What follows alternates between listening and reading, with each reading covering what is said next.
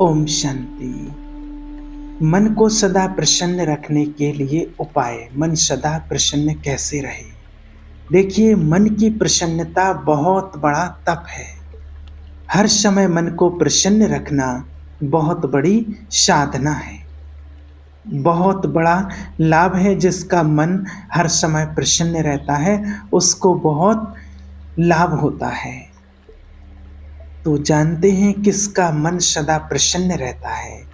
जो श्रेष्ठ चिंतन करते हैं, जो प्रभु चिंतन करते हैं, जो नेगेटिव को अपने अंदर से बिल्कुल विदाई दे देते हैं और जिसने प्रभु परमात्मा से अपनापन कर लिया है।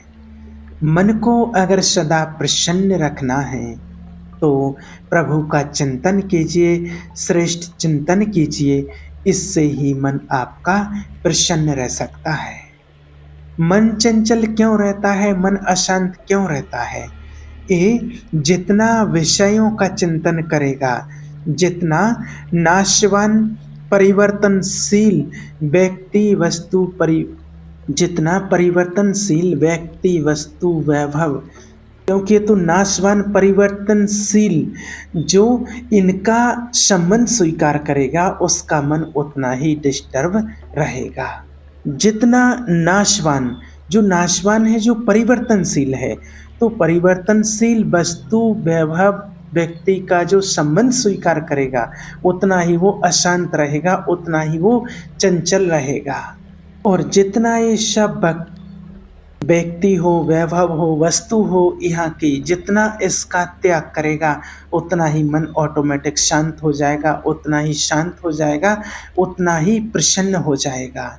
यदि आप मन को प्रसन्न करना चाहते हैं तो किसी भी व्यक्ति वस्तु स्थान से इसका संबंध, किसी भी व्यक्ति वस्तु से इसका संबंध नहीं रखना। आजकल होता क्या है, व्यक्ति क्या कहते हैं, चलो टाइम पास करते हैं, मनोरंजन करते हैं। कहाँ? किसी वस्तु में, किसी व्यक्ति में, किसी वैभव में। होता क्या है, मनोरंजन तो होता ही नहीं है और एक नई कामना, नई चिंता, नई वासना जन्म ले लेती है। चले थे आनंद लेने और उल्टा फंस जाते हैं। हमारा मन प्रसन्न कब होगा? ये अगर आप शांति देना चाहते हो, अपने मन को आनंद देना चाहते हो, प्रसन्नता पाना चाहते हो, तो आप वस्तु व्यक्ति स्थान के संबंध से अपने मन को रहित कर दो और एकमात्र भगवान में अपने मन को लगा दो। ईश्वरीय चिंतन में, श्रेष्ठ चिंतन में मन को लगा दो। फिर आप देखिए आपका मन सदा प्रसन्न रहेगा, क्योंकि ईश्वर अविनाशी है, भगवान अविनाशी है, परमात्मा अविनाशी है।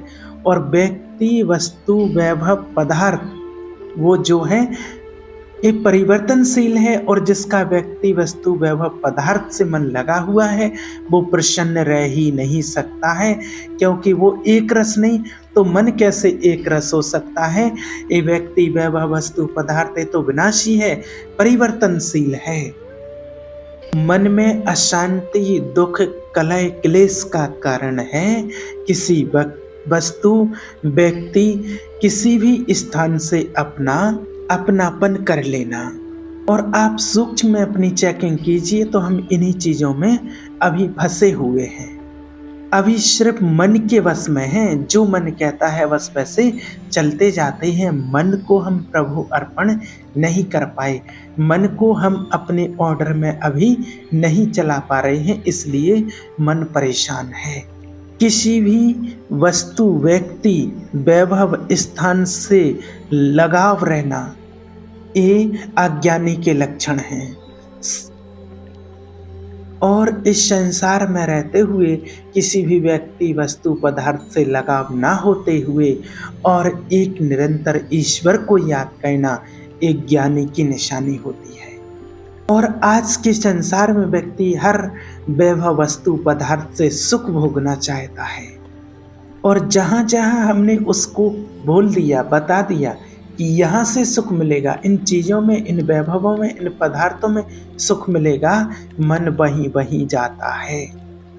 जब धन संपत्ति, स्त्री, पुरुष, पुत्र, नारी जब नाना प्रकार की भोग सामग्री इनमें हम अपनापन कर लेते हैं तो मन हमारा चंचल हो जाता है।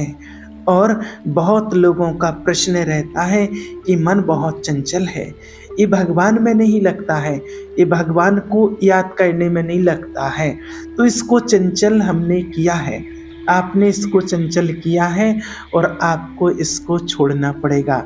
आपने वस्तु व्यक्ति स्थान से संबंध कर लिया है, नासवान चीजों से आपने संबंध कर लिया है, इसलिए मन वहीं भाग रहा है। आप अविनाशी परमात्मा से अपना संबंध जोड़िए, संबंध कर लो, तो फिर कितना आनंद मन में रहता है, कितनी प्रसन्नता आपके अंदर रहती है। प्रभु चिंतन करने वाला, श्रेष्ठ चिंतन करने वाला, ईश्वर का चिंतन करने वाला, सदमार्ग पर चलने वाला हमेशा प्रसन्न रहता है।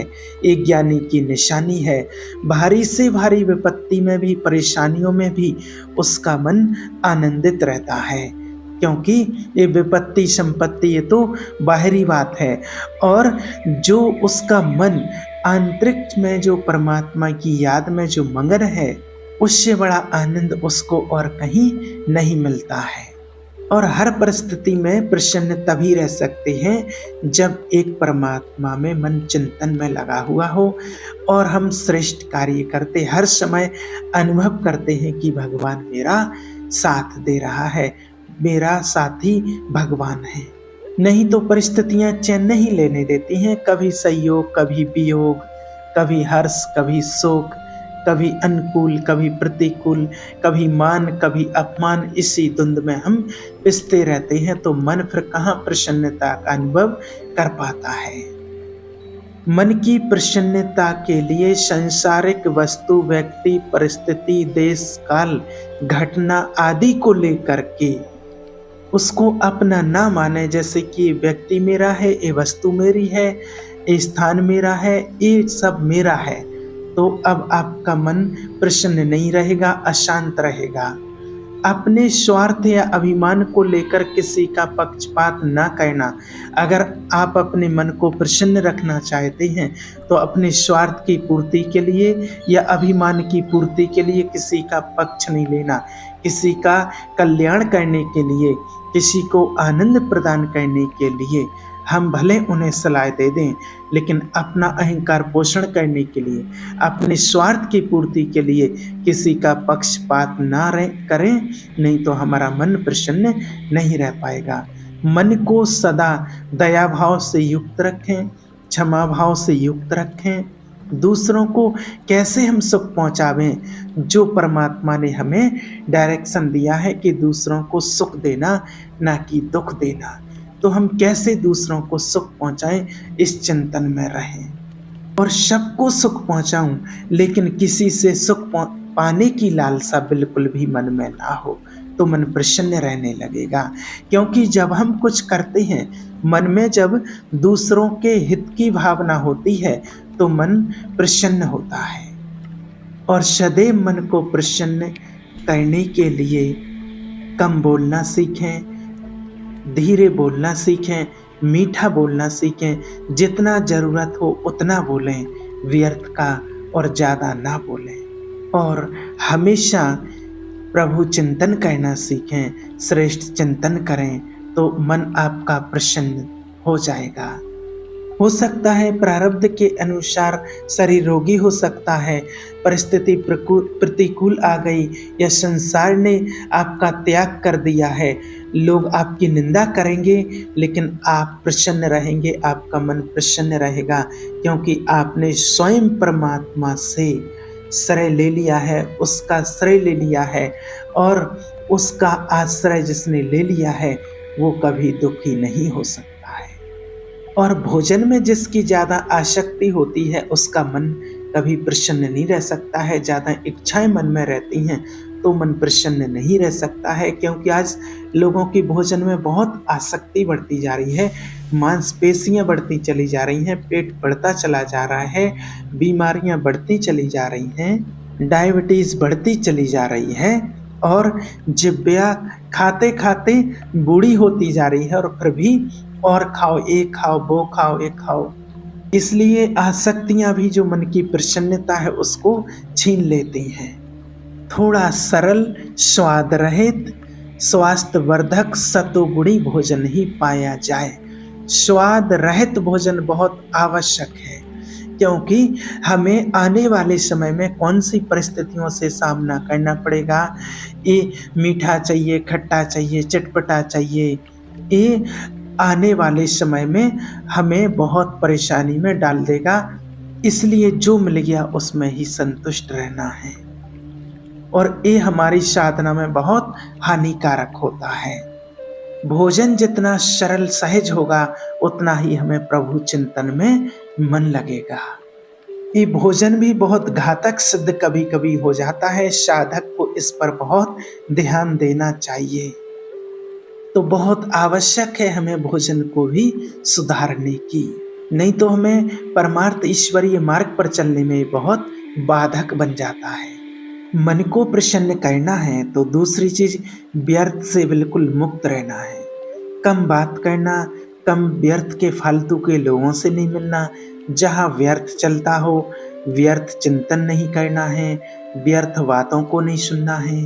अगर हम हर समय फालतू लोगों से मिलते रहें, फालतू चिंतन व्यर्थ का करते रहें, फालतू की बातें करते रहें, हर समय कोई हमारे समीप रहे, तो हमारी वो अंतर्मुखता नहीं हो पाती है, वो फिर बाधक हो जाते हैं।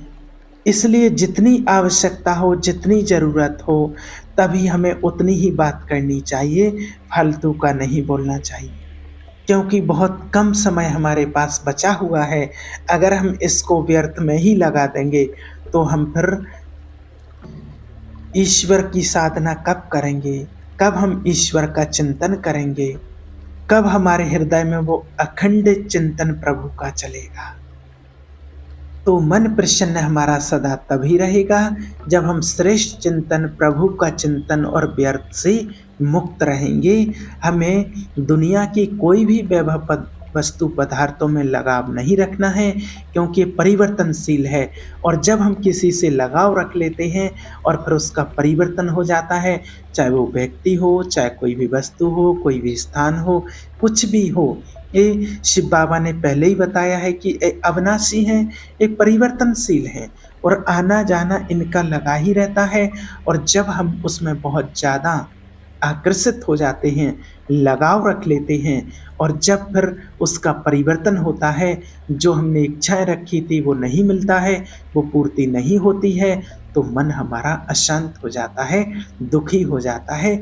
इसलिए हमें उन लगाव से, उस झुकाव से मुक्त रहना है, उस आकर्षण से मुक्त रहना है, और एक सिर्फ शिव बाबा की याद में ही मन को लगाना है, तो मन सदा प्रसन्न रहेगा। ओम शांति।